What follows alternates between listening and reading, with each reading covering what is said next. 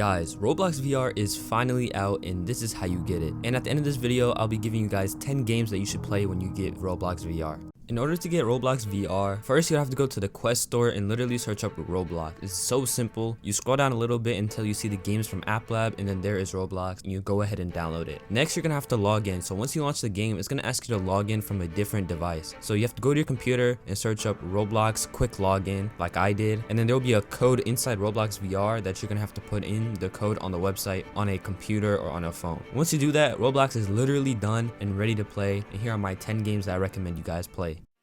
Now that you've downloaded Roblox and set everything up, here are the games that I recommend you guys play. And not every game is going to work well. First, we have Nerf Strike. This is a Nerf FPS game and it works well with the Quest. I mean, it's fun, bro. It's really easy, just one-shot eliminating people. It's a really fun game, I recommend. Next, we have Skywinds. Now, Skywinds is like a World War II type game where you pretty much sit there, you have a machine gun and you shoot down planes. And it's really simple, but it's actually really fun. And I played it for about 15 minutes. I wanted to stop myself because I had to record the video, but I really recommend. Next game that I recommend is VR Hangout. Now this was the first game that came out that's like for VR on the Quest. This is where you just hang out with people who are not on VR and on VR. Literally, it's in the name. You just hang out. There's nothing else to do really. It's a fun little game to play if you really want to. Next, we have Opposer VR. This is a FPS shooter that looks really cool. You're pretty much on rooftops with guns. I guess. I mean, there isn't really much else. I mean, it has cool gun physics or whatnot. That's pretty much it. That's all I have to say. Next game that I have is the Backrooms VR Escape. Now this is literally in the name. It's a Backrooms game like a million other Backrooms games that have been made. I don't know if it's gonna be fun. I haven't played it. I'm probably not gonna play it, but you guys can go ahead and play it. Next, we have Self-Driving Simulator. I played this game a while ago and it's cool. You kind of just sit there and a car will drive you while you sit there, you hang with friends. I mean, VR supported and non-VR, so if you want to play with your flat screen friends and call them lame, you can go ahead, you can do that. Next, we have a game called VR World Beta where it's pretty much just a VR sandbox. You can pick people up, you can pick up objects, throw them, play basketball, all in VR and non-VR. You can bully your non-VR friends by picking them up and throw them across the map. It's a cool game. Next, we have Vibe VR Remastered. It's literally just like the last one, but under a different studio. Is there a difference? I don't know. Next, here's a game that's not meant for VR,